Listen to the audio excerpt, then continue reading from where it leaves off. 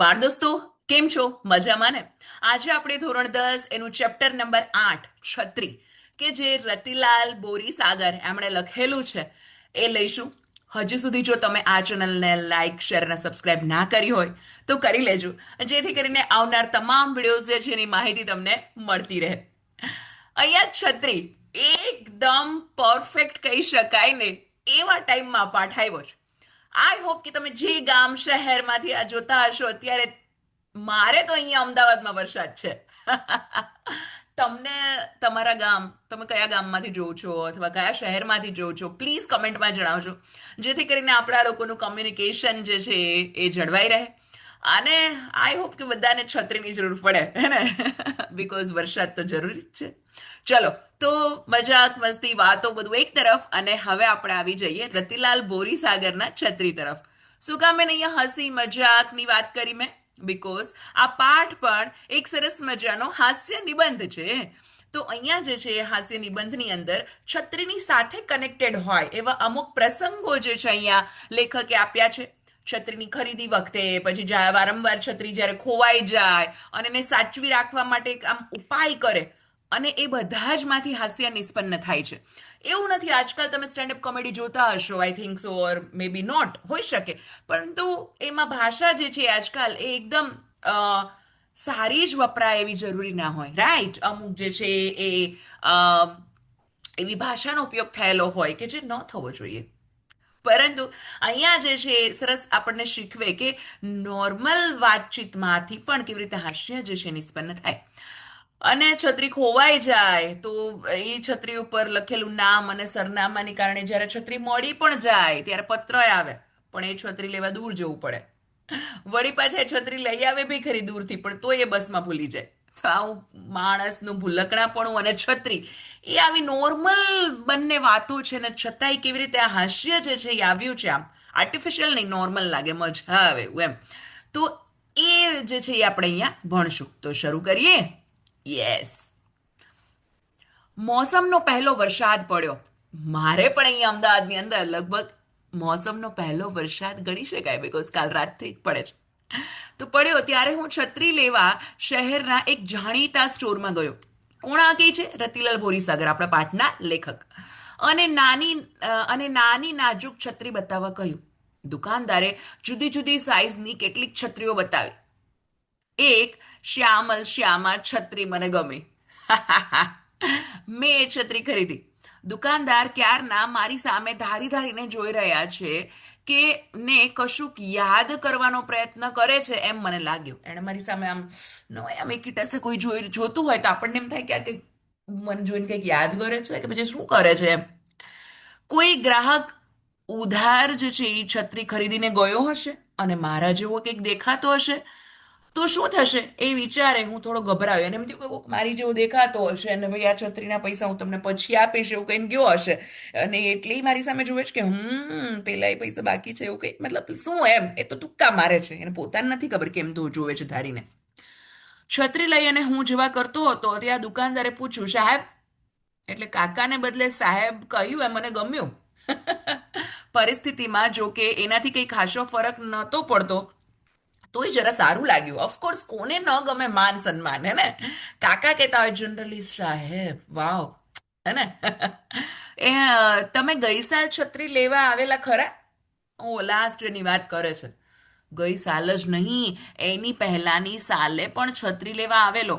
ગઈ સાલની પહેલાની સાલે પણ મેં છત્રી ખરીદેલી. અલબત્ત એ કોઈ બીજી દુકાન, બીજી કોઈ દુકાનેથી ખરીદેલી. પણ સાહેબ, અમારી છત્રી એમ વરસ દિવસમાં તૂટી ના જાય. અમારી છત્રી ખૂબ જ ટકાઉ હોય છે. જુઓ ભાઈ, અહીંયા પહેલાથી જ કહી દઉં છું કે લેખક જે છે આ નિબંધ લેખન લખ્યું એ થોડા વર્ષો પહેલાની વાત છે. આજકાલ તમે જુઓ તો તમે મમ્મી પપ્પા વાત કરતા જોતા હશે કે આજકાલ એવી વસ્તુ આમ તકલાદી જોવા મળે છે, હે ને? એ પછી કોઈ પણ હોય, મિક્સચર હોય, વોશિંગ મશીન હોય, ટ્યુબલાઇટ હોય, મોબાઈલ ફોન્સ હોય, ઇવન કે પછી આ જે વપરાતી છત્રી હોય. એમ આઈ રાઈટ ઓર રોંગ? હે ને? કે હા મેમ, તમે સાચા છો એવું પ્લીઝ જણાવજો કમેન્ટમાં. આઈ હોપ કે હું સાચી જ છું, એવું જરૂરી નહીં, મતલબ ખોટી પણ હોઈ શકું, પણ આજકાલની વસ્તુ આવે છે તો તકલાદી, હે ને? તે હશે, હું ના નથી પાડતો, તમારી છત્રી ટકાવ જ હશે, પણ તમારી છત્રી એ મારી પાસે ટકતી નથી. ખોવાય જ નહીં એવી છત્રી તમે રાખો છો. એવું કહે છે કે ભાઈ ખોવાઈ જાય, હવે એમાં ઓફકોર્સ એ છત્રી હોઈ શકે કે 1 2 વર્ષ 3 વર્ષ ચાલી શકે, પણ ખોવાઈ જાય એનું શું કરવું, એવું કહે છે. એવી છત્રી તો અમે નથી રાખતા. કદાચ કોઈ નહીં રાખતું હોય, અને એટલે છત્રી તમારી પાસે ટકે એવો ઉપાય તમારે જ શોધી કાઢવો પડે. કેટલું સરસ વાત કીધી છે કે ભાઈ જેનો પ્રોબ્લેમ હોય એને જ ઉપાય કરવો પડે, રાઈટ? એમાં બીજા કશેથી કશું થાય નહીં. આઈ હોપ કે તમને હવે સરસ દેખાતું હશે. યસ. પોતાના કુંવરને કાંટો ન વાગે એ માટે આખા રાજ્યની ધરતી જે છે એ ચામડાથી મઢી દેવાનો હુકમ કરનાર એ રાજાને એક માણસે કુંવર માટે ચામડાના બૂટ સીવી આપ્યા હતા. એ કહે કે આખી ધરતી ચામડાથી મટી દેવાની કઈ જરૂર નથી, તમારા કુંવરને ચામડીના બૂટ પહેરાવી દો, એમ ચામડાના બૂટ. કદાચ રવિન્દ્રનાથ ટાગોરનું આ કાવ્ય છે. જગતને સુધારવાના મિથ્યા પ્રયત્નો છોડી અને જાતને સુધારવાનો ઉપદેશ કવિવરે આ કાવ્ય દ્વારા આપ્યો છે. કેટલું જબરદસ્ત! હે, મતલબ કે લાઈક બીજાને સુધારવા જઈએ તો આપણા સિવાય તો કેટલા કરોડ માણસો હશે. I think so. હું મારા ઇવન ચલો ઘર પરિવારથી વાત કરીએ તો ઘરમાં 5 7 જણા હોય, કુટુંબના સગા વહાલા લઈ લો, ઇવન તમારા ફ્રેન્ડ સર્કલ લઈ લો, ટીચર્સ લઈ લો, આ લઈ લો, મતલબ ઓ માય ગોડ કેટલા બધા લોકો હશે આજુબાજુ. અને ઇવન ચલો આખું વિશ્વ લઈ લો, બધાને સુધારવા જોશું. એના કરતાં બહેતર છે કે પોતાની જાતને સુધારીએ, રાઈટ? તો એ બહુ સરસ એવું કીધેલું છે. જુઓ અહીંયા કટાક્ષ પણ છે, એવું નથી કે બસ હસવા હસવાનું, પણ હસવામાંથી એકદમ સરસ મજાનો આપણને કહેવાય ને કે ગૂઢ એવા સરસ જ્ઞાન આપ્યું છે લેખકે. તો અહીંયા એવું કીધું છે કે ભાઈ રવિન્દ્રનાથ જે છે ટાગોર, એમનું એમણે સાંભળ્યું હશે એમ. છત્રીની દુકાનના માલિકે ટાગોરના કાવ્ય કે વાર્તાઓ કદાચ નહીં વાંચી હોય, કદાચ ટાગોર વિશે ખાસ કશું જાણતા પણ નહીં હોય, પરંતુ મને કદી ખોવાય નહીં એવી છત્રી શોધવાના ફાંફા મારવાનું છોડી અને છત્રી ખોવાય જ નહીં એવો ઉપાય શોધવા સમજાવી રહ્યા હતા. એમની વાત મને સાચી લાગી, પરંતુ જ્ઞાન મળવા માત્રથી કશું વળતું નથી. Yes, most most important. તમે કેટલા બધા મોટિવેશનલ સ્પીકર્સને સાંભળી લો, જોઈ લો, ઇવન વાંચી લો. તમને ટીચર્સ પણ no doubt you are in 10th standard તો બોર્ડ આમ છે ને આમ કરો તેમ કરો, બધું જ જ્ઞાન તો આમ થાળીમાં 56 ભોગની માફક પીરસાતું હશે, પરંતુ માત્ર જ્ઞાનથી કંઈ થાય? મતલબ જ્ઞાન મળે એનાથી કંઈ થાય? મળેલા જ્ઞાનને આચરણમાં જ્યાર સુધી એનું ઇમ્પ્લિમેન્ટ કરવામાં ન આવે ત્યાં સુધી કશું થાય નહીં. તો એવું અહીંયા એમ જ કહે છે કે જ્ઞાન મળવાથી માત્ર કશું વળતું નથી, મળેલા જ્ઞાનને આચરણમાં મૂકવાનું એટલું સહેલું નથી, રાઈટ? એટલું સહેલું હોય નહીં એમ. છત્રી ન ખોવાય એ માટે મેં કશા ઉપાયો કર્યા જ નથી એવું ના કહેવાય. ઓફકોર્સ, એટલે એનો મતલબ કે કર્યા હશે ઉપાયો, છતાં મારા સાનિધ્યમાં કોઈ પણ છત્રી એટલી બધી ચંચળ બની જાય છે. કેટલું સરસ કે મારી યારે કોઈ છત્રી આવે એટલે આમ ચંચળ જ બની જાય, એનો નેચર જ એવો થઈ જાય કે મારો ત્યાગ કરતા એને સહેજે વાર લાગતી નથી.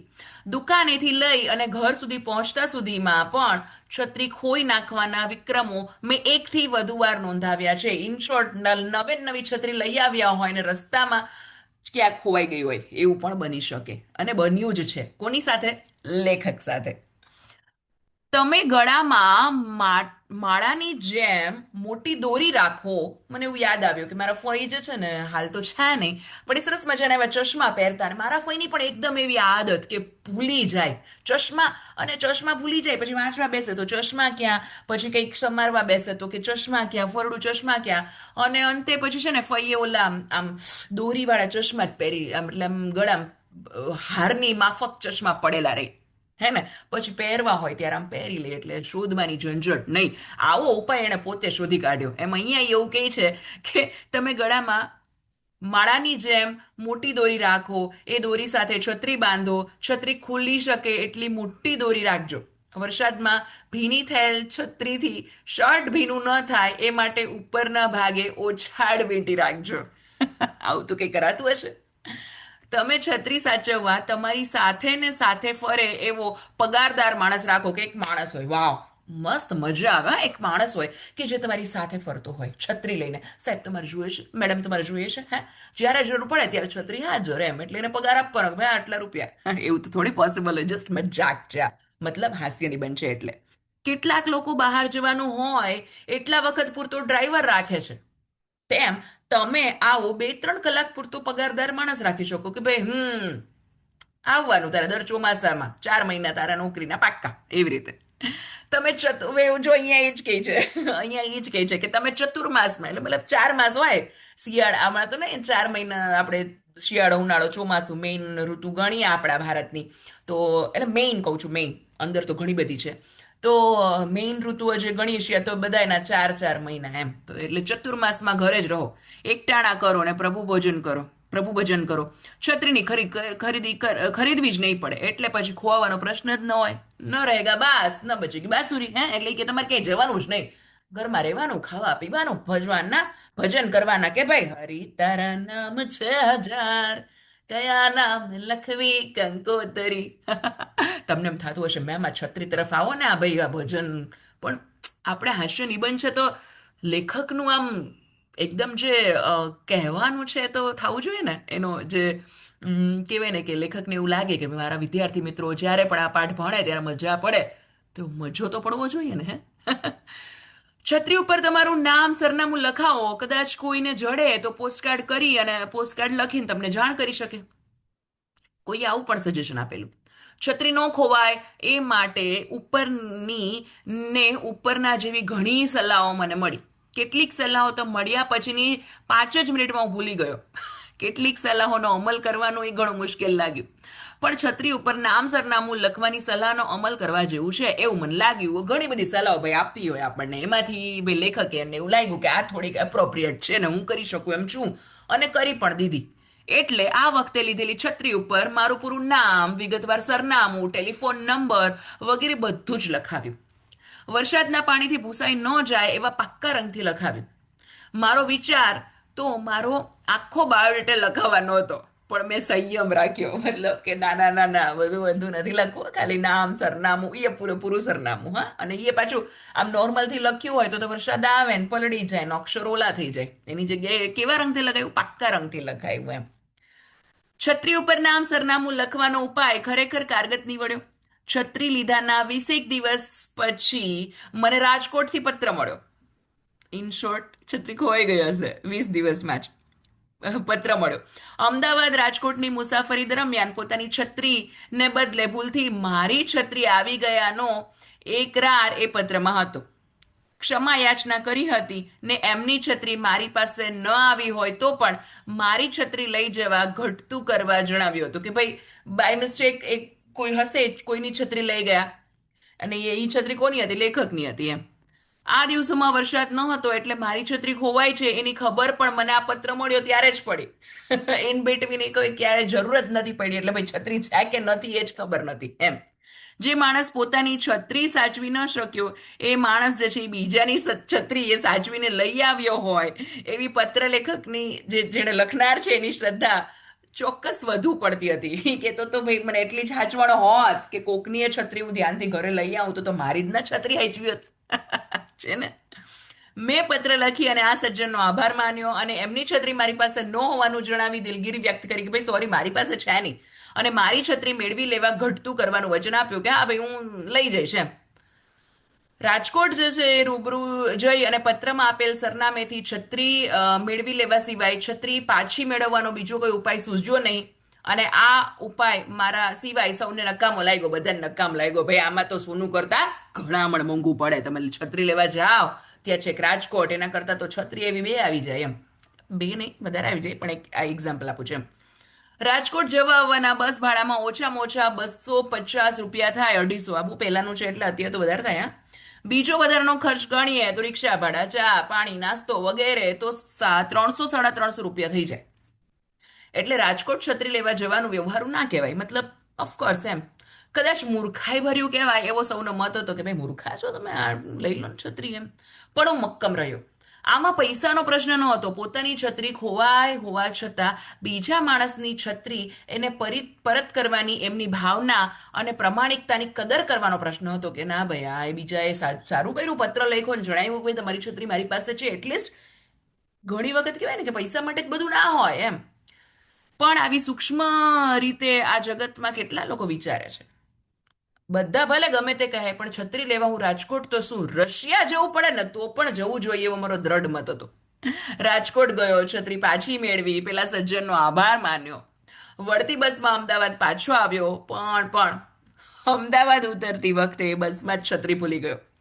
ઘેર ગયા પછી સૌએ પૂછ્યું ત્યારે જ યાદ આવ્યું. ઓ માય ગોડ, રસ્તામાં જ ભૂલી ગયા. તરત પાછો બસની ઓફિસે ગયો પણ કોઈએ છત્રી જમા કરાવી ન હતી. રિક્ષા ભાડાના જવા આવવાના બીજા 80 રૂપિયા થયા. પછીના દિવસે છત્રીના સ્ટોરમાં જઈ મેં છત્રી માંગી. દુકાનદારે સ્મિત કર્યું અને મેં પણ સામું સ્મિત કર્યું. ઓમ હાસ્યમાંથી આ પાઠ જે છે લેવામાં આવ્યો છે. ઓકે. યસ. શબ્દ સમજૂતી તરફ જઈએ તો સાઇઝ એટલે કદ, માપ, ઉપાય એટલે ઈલાજ. અહીંયા યુક્તિ થશે. ટકાઉ એટલે ટકી રહેવું, મજબૂત. મિથ્યા એટલે ફોગટ, વ્યર્થ, નકામું. આચરણ એટલે વર્તન, સાનિધ્ય એટલે સમીપતા, ક્ષમા યાચના એટલે ક્ષમા માંગવી તે, કારગત એટલે સફળ, વાર એટલે વિલંબ, જડવું, મળવું. અહીંયા વિરોધાર્થી જોઈએ સજ્જન, દુર્જન, વ્યવહારુ, અવ્યવહારુ. આચરણમાં મૂકવું એટલે કે પાલન કરવું. કદર કરવી એટલે લાયકાત જોઈને યોગ્ય બદલો આપવો. ફાંફા મારવા એટલે વ્યર્થ પ્રયત્નો કરવા. અને અડગ રહેવું એટલે મક્કમ. અહીંયા એમસીક્યુ તરફ જઈએ તો ફર્સ્ટ જે છે કે દુકાનદારે સ્મિત કર્યું અને મેં પણ સ્મિત કર્યું, કારણ કે જે છે એ શું આવશે તો અહીંયા ઓપ્શન એ શું છે, લેખક જે છે એ છત્રી ખોવાઈ ફરી છત્રી લેવા આવ્યા હતા. દુકાનદાર લેખકને હસાવવા, આવું તો કઈ હસવું હતું જ નહીં હસાવવા. બધા સામે આ આ કશું જ આવશે નહીં. લેખક જે છે એ ફરીથી બિચારા આવ્યા હતા છત્રી લેવા, એટલે લેખક છત્રી લેવા માટે રાજકોટ જવાની વાતમાં મક્કમ રહ્યા, કારણ કે શું હતું તો કે બીજાની પ્રમાણિકતા હતી, એની કદર કરવા ઈચ્છતા હતા. ઓકે. પછી શું આવશે અહીંયા આગળ જઈએ આપણે, કે દુકાનદારે લેખકને કઈ સલાહ આપી હતી. એમ કીધું હતું કે ભાઈ તમે એવું કરો ને કે છત્રી જે છે એમાં નામ સરનામું લખી લો, અથવા તો છત્રી જે છે એ કેવા કેવા એને આપ્યા હતા કે ભાઈ ગળામાં બાંધી લ્યો ને આવું કરો ને તે કરો ને, એવા ઘણા બધા એમણે શું આપ્યા હતા, સજેશન્સ આપ્યા હતા. પોતાના કુંવરને કાંટો ન વાગે એ માટે શું કર્યું હતું તો કે રાજાએ શું કર્યું હતું કે એવું કહેતા હતા કે બધા જ જે જમીન જે છે એની ઉપર આપણે ચામડું જે છે એ મઢાવી દઈએ એમ. પણ એવું કરાતું હશે ચામડા, રાઈટ? એટલે પછીનો શું છે તો કે પછીનો પ્રશ્ન કે રાજકોટ છત્રી લેવા જવાની વાત સૌને મૂર્ખાઈ ભરી લાગતી હતી. શું કામ એને મૂર્ખાઈ ભરી લાગતી હતી? કારણ કે એમને એવું લાગતું હતું કે ભાઈ ઓલું કહેવાય ને, મેં તમને એક્ઝામ્પલ આપ્યું હતું, સોના કરતા ઘડામણ મોંઘું. કારણ કે રાજકોટ જાય એનું ભાડું, પછી મતલબ ત્યાં કંઈ પણ ખાઈ પીવે એનું બધું, એ બધું કેવું હતું કે રૂપિયા જે છે એ વધારે થાય. રિક્ષા ભાડાના, ચા પાણી નાસ્તો વધારાનો ખર્ચ 350 રૂપિયા જેવું થઈ જાય. આથી લોકો જે છે બીજા અન્ય એને રાજકોટમાં છત્રી લેવા જવાની વાત જે છે એ બધાને મૂર્ખાઈ ભરી લાગતી હતી. પછી છત્રી ન ખોવાઈ જાય એ માટે લેખકને કેવી કેવી સલાહ આપી હતી, બહુ બધી સલાહ આપી હતી હે ને, છત્રી ખોવાઈ ન જાય. આ બોર્ડમાં પૂછાયેલો પ્રશ્ન છે. શું આપી હતી તો કે પોતાનું નામ સરનામું એમાં લખી નાખવાનું. એટલે પોતાનું નામ સરનામું લખી નાખવાનું. પછી શું કરવાનું તો કે એ ગળામાં તમે દોરી બાંધી અને પહેરી લો, એમ મોટી દોરી રાખી. અને પછી જે છે એ કે છત્રી સાચવવા માટે પગારદાર રાખવાનો માણસ, કે જ્યારે બહાર જવાનું થાય ત્યારે છત્રી વાળો માણસ આવે, 4 મહિના હોય ને એવી રીતે. અથવા તો 4 મહિના તમારે કંઈક જવાનું જ નહીં, ઘરમાં ખાવાનું, ભજન કરવાના અને એવું બધું એમ. અને પછીની સલાહ એવી હતી કે છત્રી ઉપર નામ સરનામું લખાવું, આવી બધી. ઓકે. હવે અમદાવાદ રાજકોટની મુસાફરી દરમિયાન ખોવાયેલી છત્રી જે છે એ કથા પાઠના આધારે લખો. તો શું આવશે તો કે જ્યારે રાજકોટ અમદાવાદની મુસાફરી દરમિયાન જ્યારે છત્રી ભૂલી ગયા ત્યારે એની ઉપર એનું નામ સરનામું હતું. એટલે એ છત્રી જે છે એ જ્યારે ખોવાઈ ગઈ તો એમને એક સજ્જને પત્ર લખ્યો અને એમ કીધું કે કદાચ મારી છત્રી જે છે એ તમારી પાસે આવી ગઈ હશે, ખબર નથી, પણ તમારી છત્રી જે છે એ તમે લઈ જજો, એવી રીતે. અને એટલે લેખક જે છે એવું એ કે આ ભાઈ કેટલા સરસ ઈમાનદાર અને સારા વ્યક્તિ છે કે જેણે મને લખ્યો પત્ર. એટલે એ ભલે એના 250 રૂપિયા તો બસના અને પછી ખાવા પીવાના રિક્ષા ભાડાના એવા 350 રૂપિયાનો ખર્ચો કરી અને ત્યાં લેવા ગયા. અને પછી પાછા ઘરે આવતા હતા ત્યારે રસ્તામાં શું મળ્યું કે પાછી છત્રી ખોવાઈ ગઈ એમ. તો આવી રીતે જે છે એની આખી વાર્તા જે છે એ આવશે. આ મતલબ આખું ઇન શોર્ટ આખો પાઠનો સારાંશ. આઈ હોપ કે તમને પાઠ જે છે એ મજા આવી હશે. આપણે મળશું નેક્સ્ટ વિડીયોમાં નેક્સ્ટ ચેપ્ટર સાથે. ત્યાં સુધી આવજો.